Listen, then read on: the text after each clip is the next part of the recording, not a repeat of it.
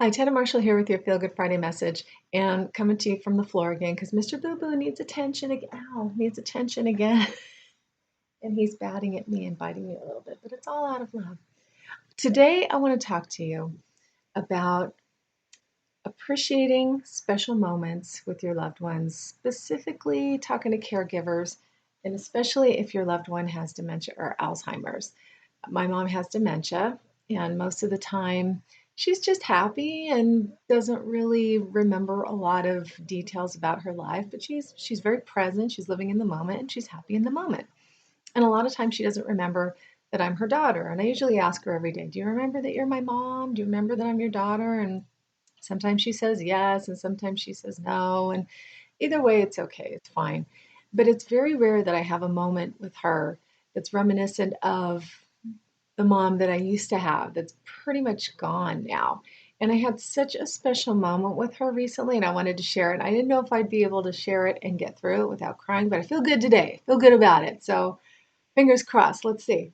So I was getting her up from her nap. And when I get her up in bed these days, I have to sit with her for a minute so she can get her equilibrium because she's usually a little dizzy when she first sits up. So usually I'll sit there and I'll put my head on her shoulder. And this one particular day, she started kind of rocking back and forth. And I said, "Do you remember you're my mom?" And she said, "Well, of course I do." And I said, "Is that why you're rocking me?" And she said, "Yes, I need to make sure my baby gets the attention she needs." And I just started bawling into her neck. I didn't want her to see that I was crying because that was just so my mom. Like, my mom was my both my parents were always taking really good care of me, and we were always a really affectionate family. But that was just like, oh my God, I had her back for just a minute. And I just wanted to kind of stay there, and then I had to compose myself as well. And fortunately, her eyesight isn't that great, and she's blind in one eye, so I knew that if I pulled back and I was a mess, she probably wouldn't even notice, or she would be able to see it very well. So I had that working on my side. But it was so nice, and it was kind of what I needed because I had just been talking to somebody recently about how I feel like I'm going to do a whole other message on this, how like my life isn't really about me. It's rarely about me. It's usually about my mom and everything going on with my mom. And everybody that I ever talk to, the first thing they say is, "How's your mom?" So I was like, "Mom, mom, mom, mom, mom." And there's very little attention given to me in my life. And it's fine. Once in a while, I'm like, "Hello, I'm here too." But it was just crazy because I had just been talking to somebody about it, and then my mom gave me the attention that I needed, which was so nice. And it was, I guess on some level, she remembers she's my mom and she's trying to give me what I need. But it reminded me of a moment that I had with my dad when he was dying too.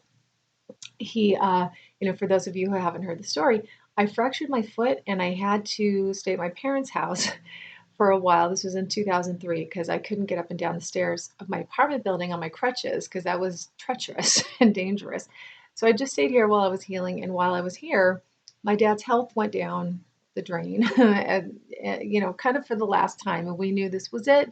And he was ready to let go. So we brought the hospital bed in and hospice care and all that kind of thing. So fortunately, I was already here. And that was when he asked me to move in with my mom after he died because he knew he was dying and he wanted me to be here for her and take care of her. So but I got to sit with him every night for the last 7 weeks of his life, and it was so so nice and so special. We talked a lot, and sometimes we just sat together and watched TV, or he was dozing, and I would just sit with him. But we had this one night where I leaned down into the bed to kind of hug him as best I could in the hospital bed, and I had my head against his bed and it was kind of the same thing. I started crying because I knew that his time was limited, even though he was still there. And I just kind of let go for a moment. And again, I didn't want him to know I was crying. I'm doing pretty well, don't you think? I'm right on the verge, but I'm not crying. And so I just stayed there for a minute until I could compose myself. And because I was crying, my face got really hot. And he reached up. And my dad, I did not have the luxury of dementia with him. He was smart as a tack and he was totally present and knew what was going on. So I couldn't fool him if I was crying. But while I was staying there, he kind of reached over and touched me. He goes, "Oh, your face is hot." And he thought I was sick because again, he's being dad. He's like, "Are you okay?" And I'm like, "Yeah, I'm fine." So I'm trying to compose myself. And so again, it was just kind of that same moment where with him, we knew the end was much nearer. With my mom, I don't know how long she's going to be here. She's doing really well, but she's definitely slowing down. Definitely slowing down. So but she doesn't have any reason to go anywhere because she has 24-hour care. She has all her meals delivered to her, and someone tells her where to go and what to do. And she watches old movies all day, and everything's taken care of for her. And she's happy, and she's not in pain. She's comfortable. So why go anywhere? She doesn't remember how old she is, or that most of her friends are gone, or that her husband's been gone for a while. So she's perfectly happy because the mental state has a lot to do with when someone's like, "Oh, I'm ready to go."